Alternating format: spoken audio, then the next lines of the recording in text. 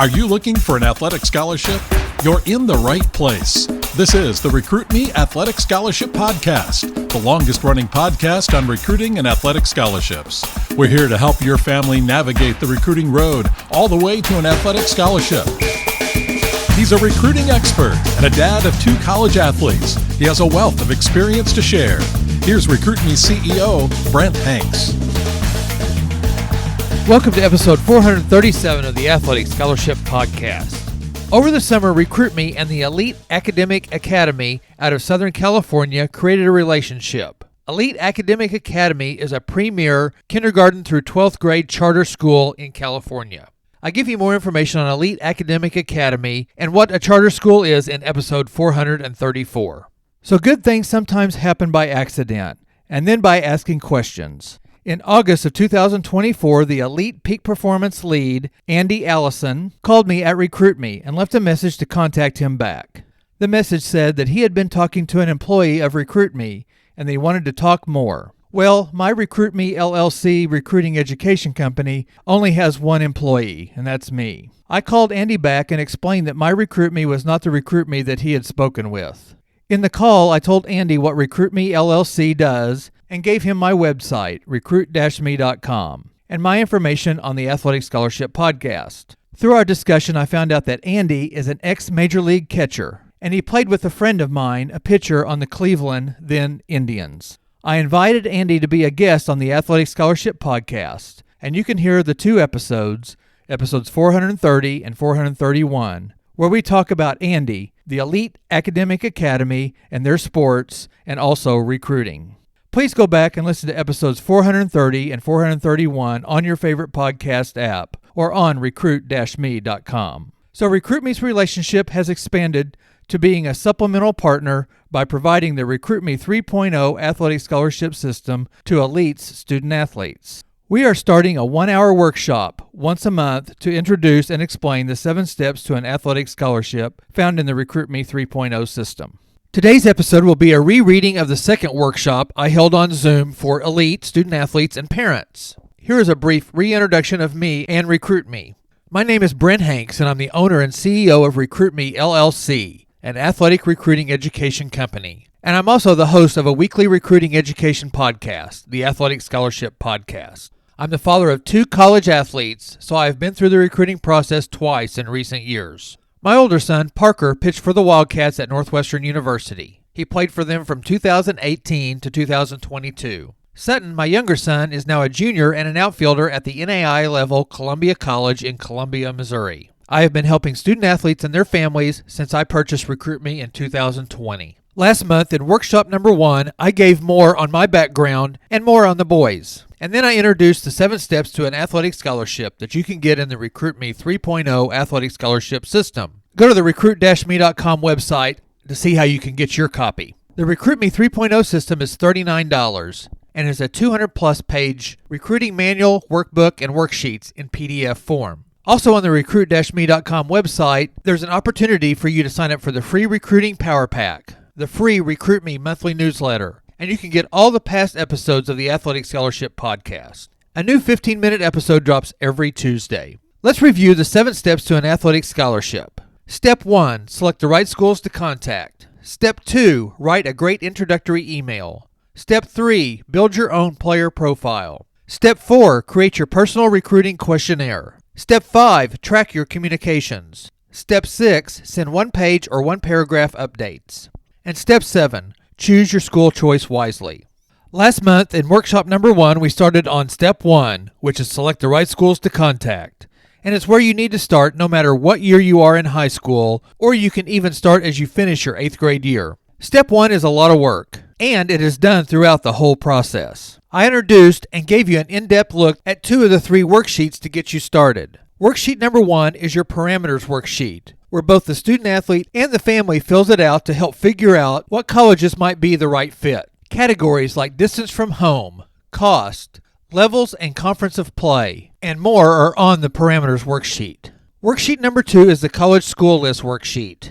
This worksheet encourages you to start listing colleges that fit your parameters. These are colleges you will continue to research, and you will have them ready to contact when you are ready to be recruited. For a future workshop, That is when you can fill out your player profile to impress college coaches. And it's step 3 of the 7 steps to an athletic scholarship. The worksheets ask you to list colleges at all levels: junior college or community colleges, NAIA, NCAA Division III, Division II, and Division I. I also introduced the 10 myths about athletic scholarships that are found in the Recruit Me 3.0 system. Myth number 1 is, if my child is good enough, coaches will just find him or her. The truth is, a very small percentage of high school student athletes receive scholarships just because the coach happens to find him or her. Myth number 2 is, if I'm talented, the coach can get me into the school despite poor grades. The truth is, it is just the opposite. Poor grades shut off a coach's interest more quickly than anything else. Now let's get into the third worksheet as we learn how to select the right schools to contact. After you work on your parameters worksheet and then build your college school worksheet, then you take each college on your list and start a college research worksheet for each of the colleges. The sheet is broken down into different categories. You can find most of this information on the team's website. Start by writing down the college or the university's name, the correct or proper name, and the popular name, like University of Missouri is also referred to as MU or Mizzou. Get the address and then Google Map it to get a distance from your home. Write down the miles and the time to drive or to fly. Also record the mascot, even the team or the school's colors. Find out if they compete in the NCAA Division I, Division II, or Division III level, or NAIA level or junior college. Also find out the conference that the team plays in and whether the school is public or private. Next, search the coaches on the team's website. Write down the head coach's name, the top assistant coach's name, and the position coach's and the recruiting coordinator's name if there is one. Record each coach's phone number, email, and social media contacts. Take your time and write legibly, and make sure the coach's info is spelled correctly. Figure out the correct pronunciation of the coach's name too. Later, when you start contacting coaches, you will want to go back to the team's website and verify the coach is still a coach at that college. Continue on this sheet by recording the team's website address and all of its social media addresses. On the team's website, there will be a team schedule of games. Click on the schedule. Write down the team's current win-loss record and even the team's last year win-loss record. Normally, there is a pull-down giving you past year's win-loss records and the past schedules and outcomes of their games. Also, a list of the team's conference opponents, their rivals, and special trips or tournaments they get to play in.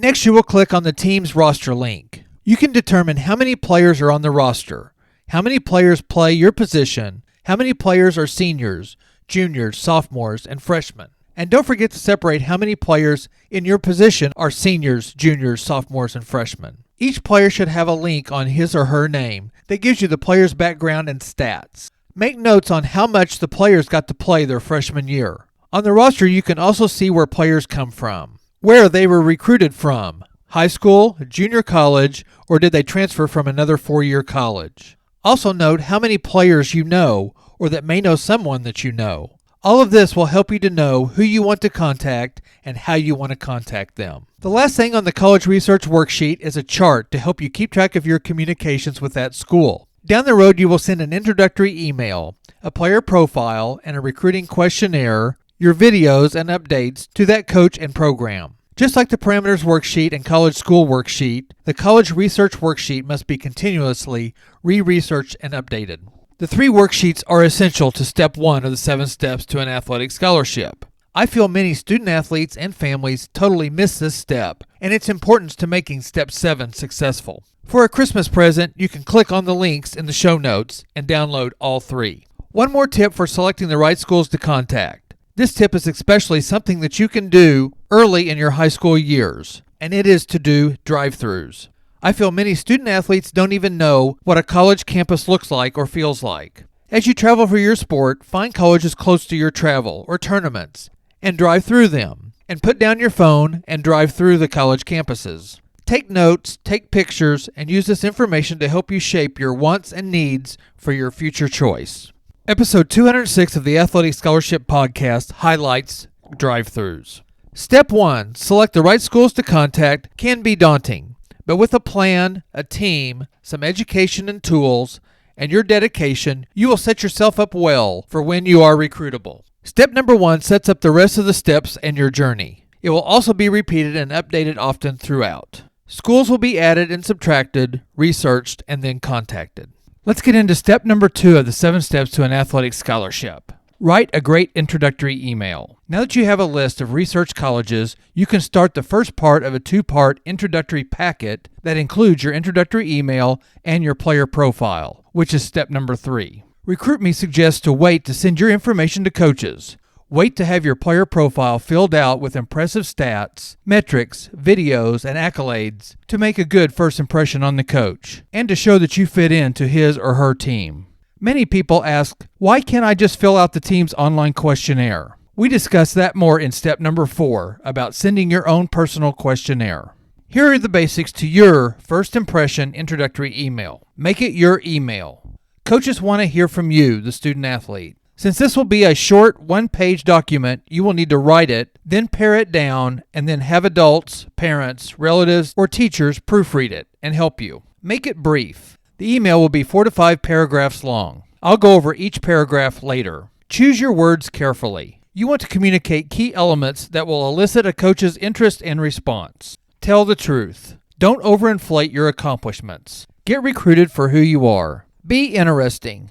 Don't be dull only by writing facts. Let them see your heart and passion for your sport. Let's walk through the email writing process. Paragraph number 1.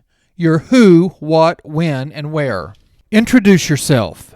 Introduce yourself and your intentions with a 1-sentence opening like, I am a junior in high school, and I am interested in playing for you at La Sierra University in 2026. Paragraph number 2. Athletic abilities. Tell them 3 or 4 of your athletic accomplishments and just a few impressive stats from your most recent season. You can mention other sports you play. Something like this. I have been used as an all-around player. This summer, I played catcher and first base and also pitched.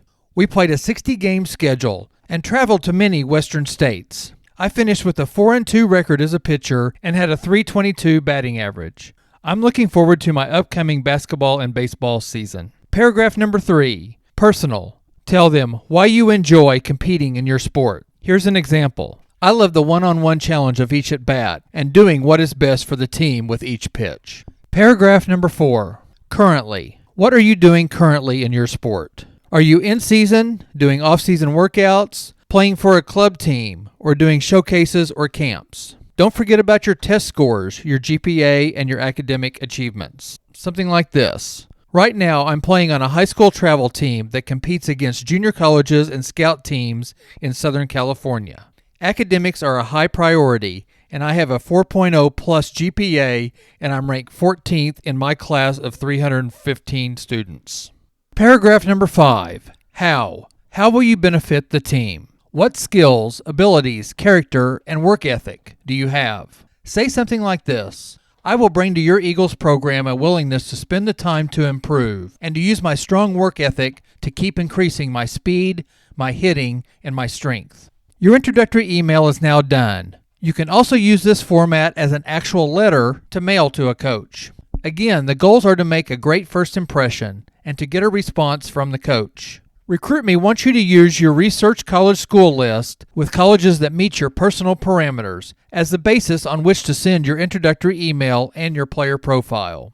Remember, wait to send these two together. The introductory email is your first handshake, and the player profile is your job resume. Don't forget to personalize each email to each coach. Use the coach's name, the university's name, the team's mascot, and even the town or area the college is in. As your scouting journey proceeds from your junior year to your senior year, adjust the information in your introductory email too. Make a template for your introductory email, copy and paste it, and adjust it to the college. Then have an adult proofread it before you send it. Also record on a communication chart who and when you sent your introductory email to. If you don't have your player profile ready, then you are not ready to send your information or contact college coaches. Well, that gets us through the first 2 steps of the 7 steps to an athletic scholarship. Step 1, select the right schools to contact, is one that is skipped or not enough time is spent on it. Step number 1 sets up the remaining steps and sets you up to make the right college choice. Step 2, write a great introductory email, gives you a solid handshake to impress the college coaches that are on your list. Both of these are great to work on in your freshman or sophomore years of high school. The next workshop will teach you about Step 3, the player profile. Your player profile is a key to knowing when to send your introductory packet to coaches and to give all of your stats, metrics, accolades, references, videos, and more to the college coaches. Get the free Recruit Me Power Pack on the recruit-me.com website. You will get a free player profile template. We will also jump into the how and the why to build your recruiting questionnaire, which is Step 4 of the 7 steps. Join me next Tuesday for a year in review of the Athletic Scholarship Podcast episodes from 2024. Thank you for listening, and I'll see you next week.